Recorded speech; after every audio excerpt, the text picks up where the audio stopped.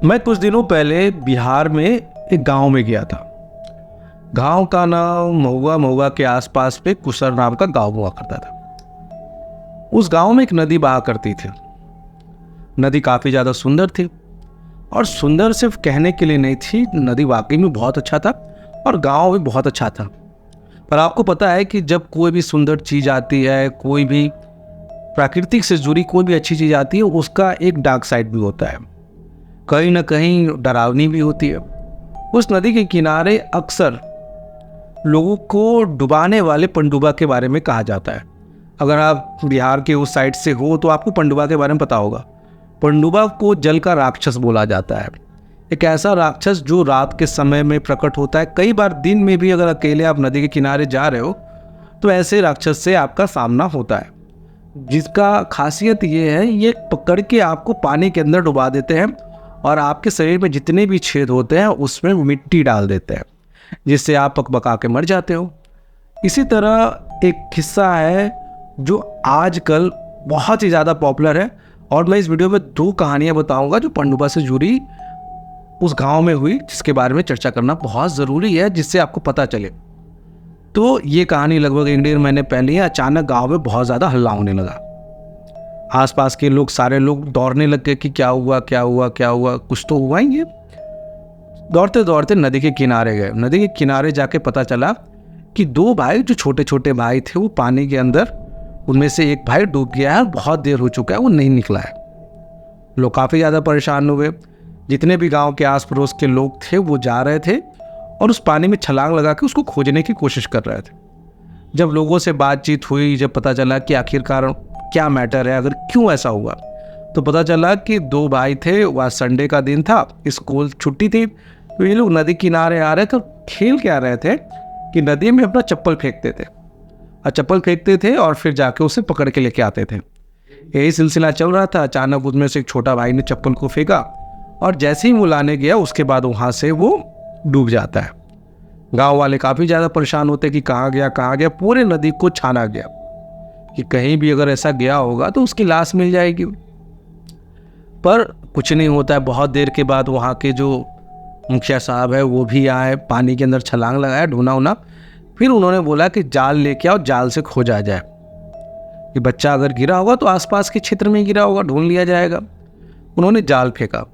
जाल में बहुत ज़्यादा मेहनत के बाद नदी के ही तलहटी पे गहराई में गड्ढा बना हुआ था, उसी के अंदर में उस बच्चे को मिला। जब वो बच्चे को निकाला जाता है तो उसके नाक, मुंह, जितने भी छिद्र होते हैं शरीर में, सब में मिट्टी डाला गया था और उससे उसकी जान ले ली गई थी। सेम किस्सा बिहार के एक और गए जिले में पनडुब्बा को लेके आए थे कि वहाँ पर एक अरुण नाम का लड़का रहा करता था, काफ़ी बहादुर, कि गांव के जितने भी लोग होते थे उन्हें नदी पार कराने का वो काम किया करता था। जितने भी लोग आते थे उनके नाव पे बैठते थे, वो नदी पार करते थे। उस लड़के का आज जन्मदिन था। लड़का 21 साल का हो गया था, तो वो बहुत ज़्यादा खुश था। उसी गांव में उसकी एक प्रेमिका रहा करती थी, और वो गांव के काफ़ी रसूखदार परिवार से वो लड़की बिलोंग करती थी। तो संभव नहीं हो पाता था कि वो दिन के समय में उससे मिल पाए।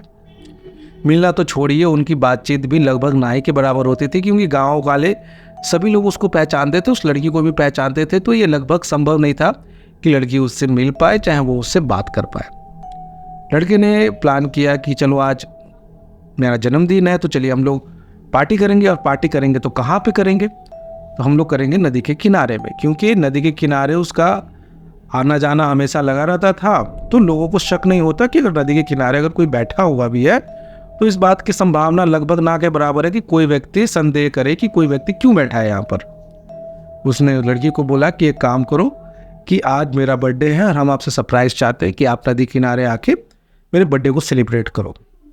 लड़की बोली ठीक है। अब गया साइड में उस समय में, आज के डेट में भी जितने भी महिला है वो लोग जानते होंगे, बिहार के आसपास में है, कि शौचालय के लिए ये लोग आज भी बाहर जाना प्रेफर करते हैं। बहुत सारे घरों में है और बहुत सारे घरों में नहीं है, बहुत सारे लोग अभी भी जाते हैं। लड़की उसी का बहाना करके निकलती है और उन्हीं के साथ चली जाती है और बर्थडे मनाने के लिए नदी के घाट पे चली जाती है। अब वो लड़का ने क्या किया था कि पूरा बियर वगैरह, सिगरेट वगैरह वहाँ पे लेके आया था। और कहा यह जाता है कि कभी भी आप नदी किनारे धूम्रपान करते हो या किसी भी नशा का इस्तेमाल करते हो तो पनडुब्बा ज़्यादा आकर्षित हो जाता है। उस लड़के ने भी सेम यही चीज़ किया। अब वो क्या किया कि उसका प्लानिंग ये था कि लड़की को लेके आएंगे, उसे भी थोड़ा सा दारू वारू पिलाएंगे और उसके साथ हम करेंगे। अब इस चक्कर में वो आया, अब पूरा दारू वारू बनाने लग गया, पीने लग गया। लड़की मना कर रही थी कि वो सुनी हुई थी। देखिए, जितने भी गांव के लोग होते हैं ये सुने ही रहते हैं कि कभी भी नदी किनारे ऐसा कोई हरकत नहीं करना चाहिए या पीना खाना नहीं चाहिए, क्योंकि कहीं ना कहीं गांव वालों ने भी इस घटना को सुना था और उनके मन में भी ये बात थी कि ये चीज़ हो सकता है। तो वो लोग काफ़ी ज़्यादा डरे हुए थे। उन्होंने उसे समझाया भी कि ये सब चीज़ करना सही नहीं है, पर वो कहाँ मानने वाला था। जैसे ही वो पीने लगा, अचानक से नदी में कुछ सुबगाहट हुई, हलचल सी आ गई। अब लड़की थोड़ा सा घबरा गई। लड़की क्या की, थोड़ा एक कदम पीछे हट गई और पीछे हट के जो एक नदी किनारे देखो पत्थर उत्थर लगा रहा था उसके किनारे जाके छुप गए। लड़का नशे में, उसे कुछ समझ में नहीं आ रहा है, वो इधर उधर देख रहा है तो नदी से एक जानवर निकलता है पूरा ऐसे करके और वो आगे आगे बढ़ने लगता है। और उसको देख के वो लड़का, क्योंकि नाव पार कर रहा था तो उसे सब कुछ आइडिया था, वो उसके सामने ऐसे सो जाता है और जैसे वो कुछ है ही नहीं वैसे वो बिहेव करता है। पनडुब्बा आता है, उसको ऐसे सूंघता ऊँघता है, पर उसको जो सिगरेट और दारू जो पिया था उसका सेंट आ गया। उसके बाद उसको पकड़ता है और नदी में घसीट के उसको लेके जाता है और उसका पूरा शरीर फाड़ चीर देता है और जितने भी होता है जहाँ जहाँ वो मिट्टी विट्टी भर देता है। अब लड़की डर के मारे भागती है घर पे और वहाँ जाके डर के पूरा उसका हालत ख़राब है। वो घर वालों को बताती है कि ऐसा ऐसा चीज़ हुआ है।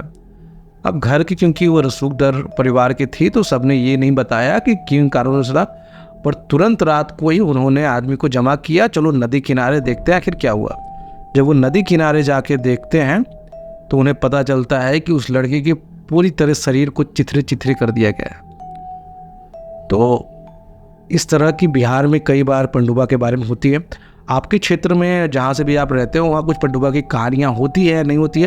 प्लीज़ कमेंट करके बताइए, या कि सिर्फ बिहार में ही ऐसी कहानी सुनने को मिलती है।